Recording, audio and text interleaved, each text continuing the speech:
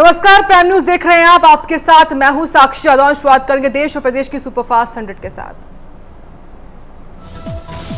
PM Modi ने आज तमिलनाडु, आंध्र प्रदेश, कर्नाटक, ओडिशा, महाराष्ट्र, केरल के मुख्यमंत्रियों के साथ वीडियो कॉन्फ्रेंसिंग के जरिए कोरोना को लेकर चर्चा की।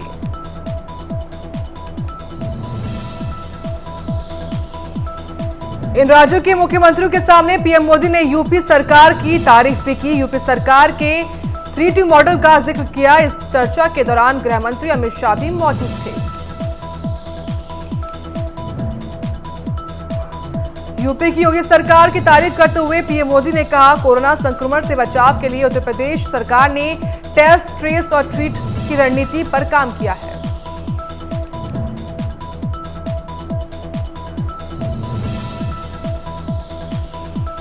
पीएम ने कहा कि यूपी में 5 करोड़ से ऊपर टेस्ट किए गए हैं। यहां रोज टेस्टिंग क्षमता 1.5 लाख से अधिक है। पीएम ने कहा कि कुछ राज्यों में कोविड के मामले फिर बढ़ना चिंता का विषय है। हम तीसरी लहर के मुहान पर खड़े हुए, ऐसे में सावधानी बरतना होगा। पीएम मोदी ने कहा कि सभी राज्य सरकारों ने इस संकट के वक्त में एक दूसरे के से सीखने का प्रयास किया है। हम इस वक्त ऐसे मोड़ पर हैं जहां तीसरी लहर की आशंका है।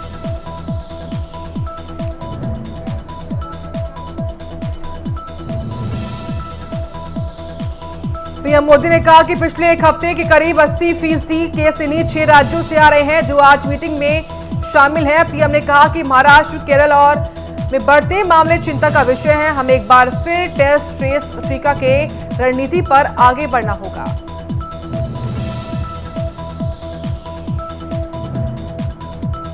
पीएम मोदी ने कहा कि जहां संक्रमण ज्यादा है वहां वैक्सीनेशन काफी अहम है। टेस्टिंग में सबसे अधिक RT-PCR तकनीक पर जोर देना चाहिए। सभी राज्यों में ICU बेड्स, टेस्टिंग क्षमता बढ़ाने के लिए फंड भी दिया जा रहा है।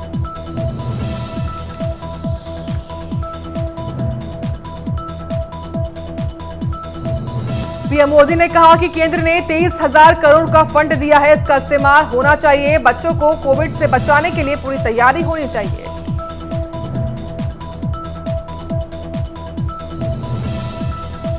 प्रधानमंत्री ने आगे कहा कि पिछले 2 हफ्तों में यूरोप के देशों में कोविड मामले बढ़ रहे हैं। अमेरिका में भी केस बढ़ रहे हैं। ये हमारे लिए चेतावनी है। वहीं पब्लिक जगहों पर भीड़ लगने से रोकना होगा।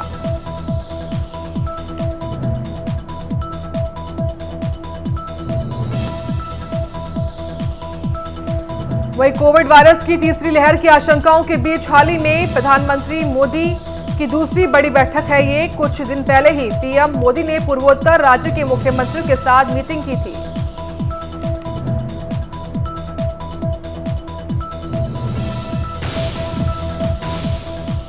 लखनऊ में बीजेपी प्रदेश कार्य समिति की बैठक हुई खत्म। बैठक का वर्चुअली शुभारंभ राष्ट्रीय अध्यक्ष जेपी नड्डा ने किया। ये बैठक आगामी यूपी विधानसभा चुनाव 2022 को लेकर हुई। इस दौरान मिशन 2022 का प्लान भी तैयार किया गया।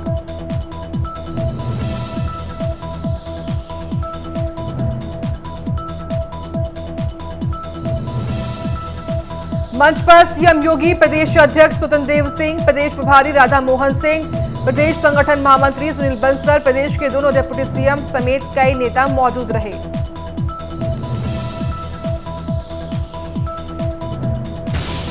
कोरोना संकट के बीच कांवड़ यात्रा को लेकर सस्पेंस अभी तक बना हुआ है। यूपी सरकार ने सुप्रीम कोर्ट में जानकारी दी है कि प्रदेश में कांवड़ यात्रा पर पूरी तरह रोक नहीं हो रहेगी।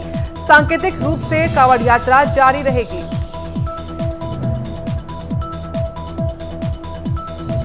सुप्रीम कोर्ट ने उत्तर प्रदेश सरकार से कांवड़ यात्रा को अनुमति देने के अपने फैसले पर पुनर्विचार करने को कहा है। कोर्ट ने साफ साफ कहा है कि यूपी सरकार अपने आदेश पर पुनर्विचार करे, नहीं तो हमको जरूरी आदेश देना पड़ेगा।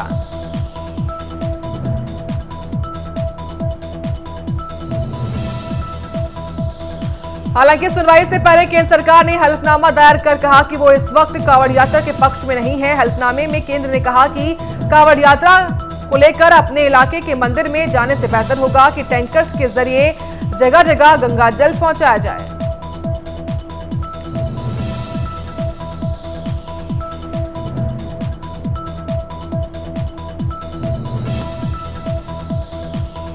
सुप्रीम कोर्ट ने सुनवाई में कहा कि ये हर किसी के लिए काफी अहम विषय है। सुप्रीम कोर्ट ने कहा कि किसी भी व्यक्ति का जीवन सबसे अहम है। धार्मिक और अन्य भावनाएं मौलिक अधिकार के अधीन हैं।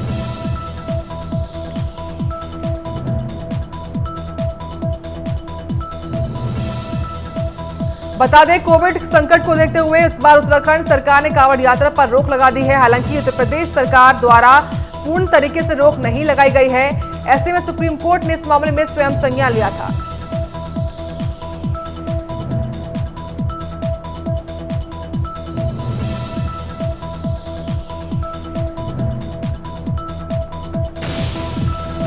प्रधानमंत्री मोदी आज गुजरात के वडनगर रेलवे स्टेशन का वर्चुअली उद्घाटन करेंगे। ये वही रेलवे स्टेशन है जहां प्रधानमंत्री मोदी अपने पिता की चाय की दुकान पर ट्रेन में चाय बेचा करते थे।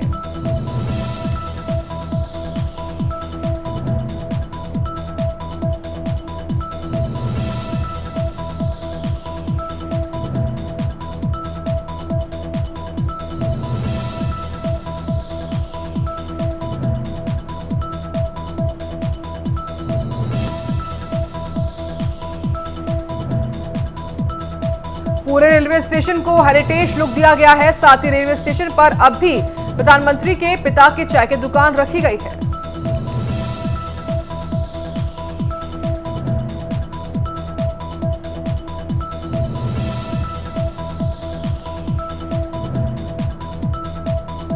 प्रधानमंत्री ने कहा कि कोविड काल के बीच भी काशी ने दिखा दिया कि वो रुकता नहीं है, काशी थमती नहीं है। कोविड की दूसरी लहर ने पूरी ताकत के साथ हमला किया, लेकिन वाराणसी और उत्तर प्रदेश ने इसका मुकाबला किया। प्रधानमंत्री मोदी ने कहा कि उत्तर प्रदेश की आबादी दुनिया के कई बड़े देशों से भी अधिक है। उस यूपी ने कोरोना की दूसरी लहर को बेहतर तरीके से संभाला है।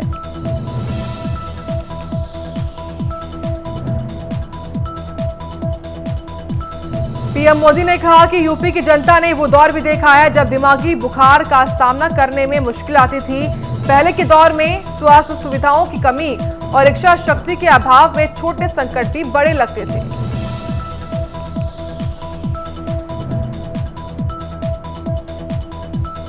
पीएम मोदी ने कहा कि यूपी में कोविड के सबसे अधिक टेस्ट हुए हैं। सबसे ज्यादा वैक्सीन भी यूपी में लगी हैं। हर किसी को मुफ्त वैक्सीन भी दी जा रही है।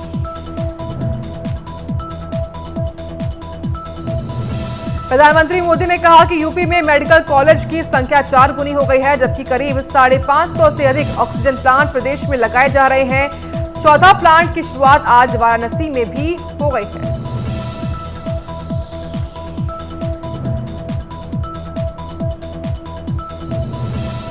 पीएम ने कहा कि काशी नगरी आज पूर्वांचल का बहुत बड़ा मेडिकल हब बन रही है। जिन बीमारियों के इलाज के लिए कभी दिल्ली और मुंबई जाना पड़ता था, उनका इलाज आज काशी में भी उपलब्ध है।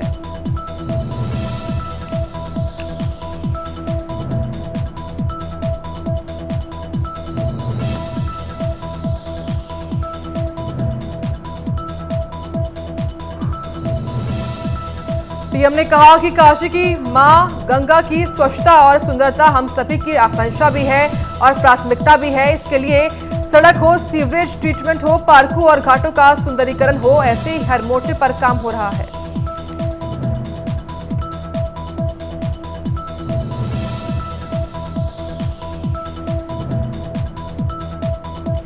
पीएम ने कहा कि काशी के मेडिकल इंफ्रास्ट्रक्चर में आज कुछ और कड़ियां जुड़ रही हैं। महिलाओं और बच्चों की चिकित्सा से जुड़े नए अस्पताल काशी को मिल रहे हैं। इसमें से 100 बेड की क्षमता बीएचयू में और 50 बेड जिला अस्पताल में जुड़े हैं।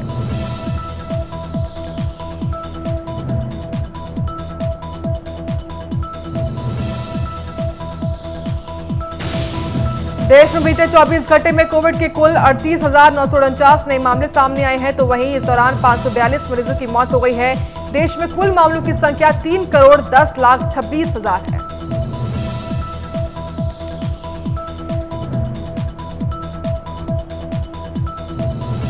वहीं बीते 24 घंटे में कुल 40,026 मरीज डिस्चार्ज हुए हैं, जिसके बाद कुल ठीक होने वाले मरीजों का आंकड़ा 3,01,83,000।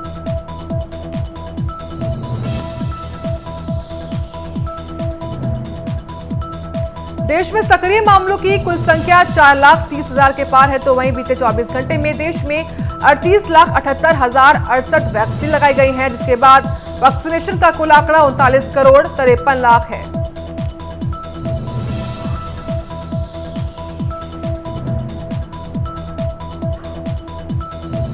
देश में ठीक होने का दर बढ़कर 57.28% हो गया है और वहीं दैनिक संक्रमण दर 1.99% हो गया है। देश में एक्टिव केस का प्रतिशत कुल मामलों का 1.39% है।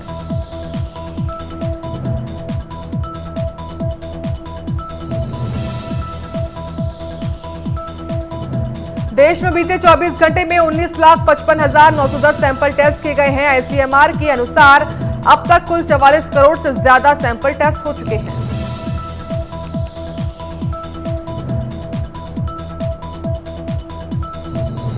उत्तर प्रदेश में बीते 24 घंटे में एक व्यक्ति की मौत हो गई है, तो वहीं अब तक मरने वालों की कुल संख्या बढ़कर 22,705।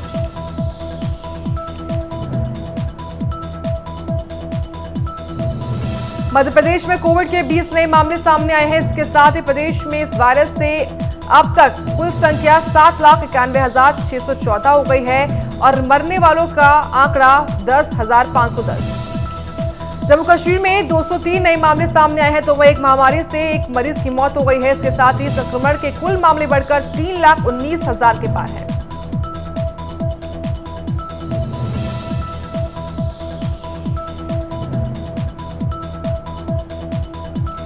गुजरात में 38 नए मामले सामने आने के बाद कुल संख्या बढ़कर 8,24,384 हो गई है। वहीं राज्य में मरने वालों की संख्या 10,000 के पार।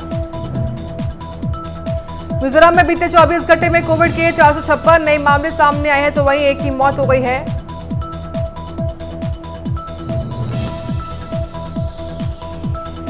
असम में बीते 24 घंटे में 1,992 नए मामले सामने आए हैं, तो वहीं 2,498 मरीज डिस्चार्ज हुए हैं, तो वहीं 27 मौतें भी दर्ज हुई हैं।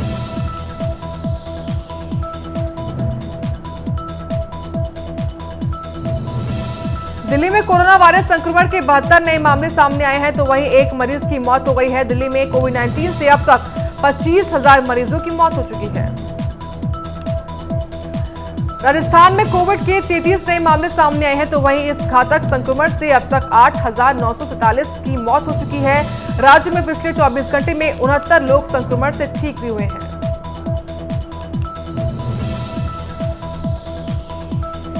आंध्र प्रदेश में 2,526 नए मामले सामने आने के साथ कुल संख्या बढ़कर 19,32,000 के पार हो चुकी है और वहीं संक्रमण से 24 और मरीजों की मौत हो गई है।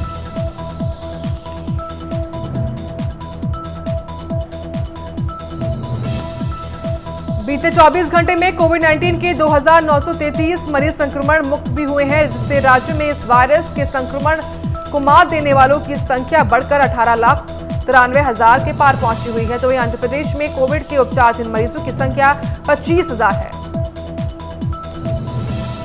झारखंड में कोविड के 68 नए मामले सामने आए हैं, तो वहीं कुल संख्या बढ़कर 3,46,000 के पार पहुंची है। राज्य में बीते 24 घंटे में संक्रमण से किसी की भी मौत नहीं हुई है। राज्य में अब तक 3,41,015 लोग ठीक हो चुके हैं। इसके अलावा 344 मरीजों का इलाज जारी है। बीते 24 घंटे में राज्य में कोविड के 49,245 नमूनों की जांच भी हुई है। छत्तीसगढ़ में बीते 24 घंटे में 333 मरीजों में कोरोना वायरस संक्रमण की पुष्टि हुई है। राज्य में इस वायरस से संक्रमित हुए लोगों की संख्या 9,99,150 हो गई है। राज्य में 99 लोगों को संक्रमण मुक्त होने के बाद छुट्टी भी दी गई है। केरला में 13,773 लोग संक्रमित पाए गए हैं। 12,370 लोग ठीक हुए हैं और 87 लोगों की मौत हो गई है और वहीं यहां अब तक 31,17,000 लोग संक्रमण की चपेट में आ चुके हैं। महाराष्ट्र में 8,010 लोग संक्रमित पाए गए हैं। 7,391 लोग ठीक हुए हैं और 170 लोगों की मौत हो गई है और वहीं यहां अब तक 61,89,000 लोग संक्रमण की चपेट में आ चुके हैं। जालौन में युवक का तमंचा लहराते वीडियो सामने आया है। आरोपी तमंचा लहराकर पड़ोस के लोगों के साथ गाली गलौज करता है और वहीं वीडियो सामने आने के बाद पुलिस मामले की जांच कर रही है।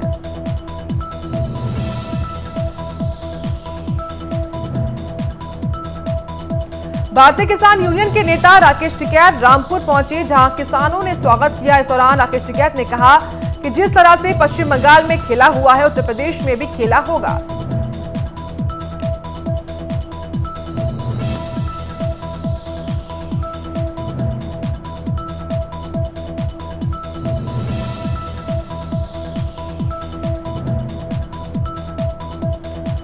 राकेश टिकैत ने कहा, हमने सरकार को 2 महीने का समय दिया है, सरकार ने बात नहीं मानी तो देश में जंग होगी। डीजल बहुत महंगा हो गया है और सरकार सुन नहीं रही है। किसान की खेती की लागत नहीं बढ़ रही है।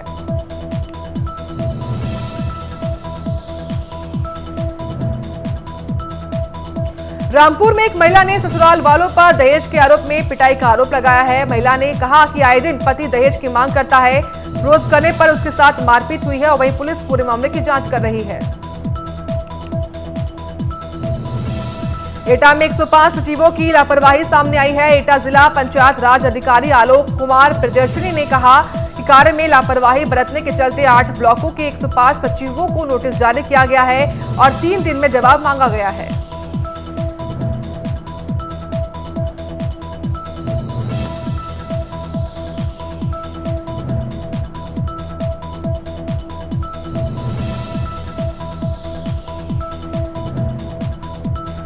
वहीं 2 सचिवों के खिलाफ निलंबन की कार्रवाई हुई है और डीपीआरओ ने बताया कि अगर 3 दिन में नोटिस का जवाब ना मिले पर उनके खिलाफ भी सख्त कार्रवाई की जाएगी।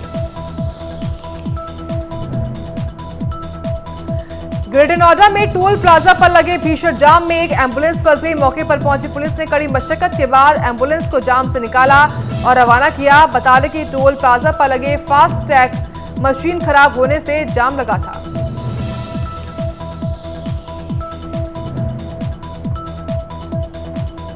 गोंडा में घाघरा नदी के उफान से तबाही मची हुई है। नदी के पानी में प्राथमिक विद्यालय डूब गया, जिससे स्कूल की दीवार गिर गई। वहीं जिला प्रशासन ने ग्रामीणों को अलर्ट रहने के निर्देश दिए हैं। एटा के गांव में एक युवक ने फांसी लगाकर खुदकुशी कर ली है। घटना से परिवार में हड़कंप मच गया है। परिवार ने पुलिस को सूचना दी। सूचना पर पहुंची पुलिस ने शव कब्जे में ले लिया है। ललितपुर के पटसेमरा गांव में घरेलू विवाद को सुलझाने गई पुलिस को दंपति ने खदेड़ दिया। पुलिस ने भागकर अपनी जान बचाई। ग्रामीणों ने वीडियो सोशल मीडिया पर किया वायरल। बस्ती में सपा ने विभिन्न मांगों को लेकर विरोध प्रदर्शन किया है। एसडीएम को राज्यपाल को संबंधित ज्ञापन सौंपा। चुनाव में श्रद्धांजलि, बढ़ती महंगाई समेत कई मुद्दों को लेकर सौंपा ज्ञापन।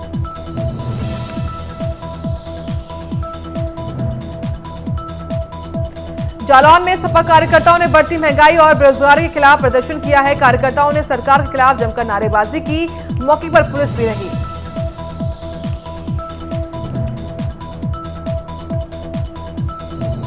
हाथरस में सपा ने मांगों को लेकर विरोध प्रदर्शन किया। 16 सूत्रीय मांगों को लेकर ज्ञापन सौंपा। इस दौरान भारी पुलिस बल भी मौजूद रही।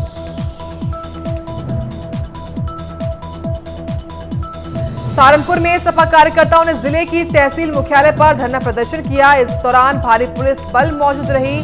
वहीं पूर्व विधायक माविया अली ने बताया कि देश और प्रदेश में बेरोजगारी बढ़ी है, जिसको लेकर प्रदर्शन किया गया है। बरेली में सपा कार्यकर्ताओं ने अपनी मांगों को लेकर सरकार के खिलाफ विरोध प्रदर्शन किया। कार्यकर्ताओं ने सरकार के खिलाफ जुलूस निकाला। इस दौरान कार्यकर्ताओं ने कोरोना नियमों की जमकर धज्जियां उड़ाई।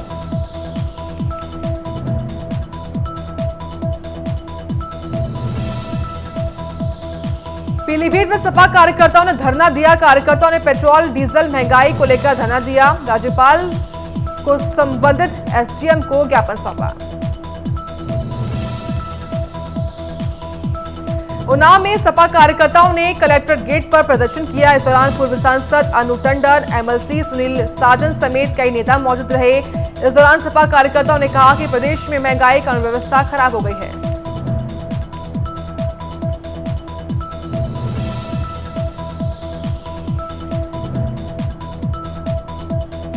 अमेठी में सपा नेताओं और कार्यकर्ताओं ने प्रदर्शन किया। 16 सूत्रीय मांगों को लेकर जिले की अलग अलग तहसील मुख्यालय पर प्रदर्शन किया गया। इस दौरान प्रदर्शनकारियों ने कहा कि प्रदेश में महिलाएं सुरक्षित नहीं हैं।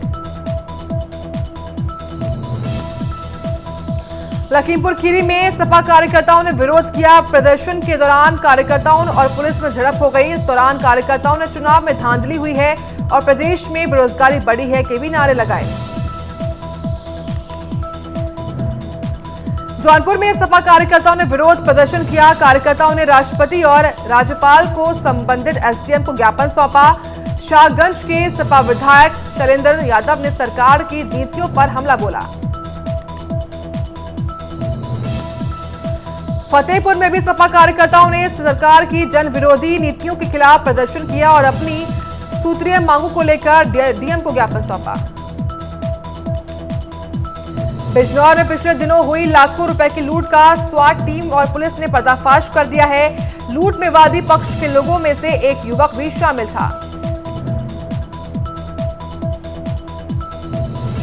वहीं स्वाट टीम और पुलिस के ऑपरेशन में 4 अभियुक्तों को गिरफ्तार किया गया है। इनके पास से लूटी गई रकम में से 2,52,000 रुपए भी बरामद हुए हैं।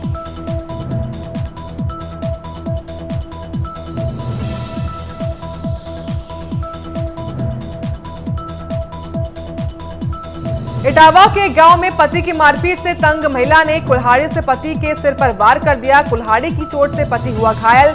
घायल को जिला अस्पताल में किया गया भर्ती।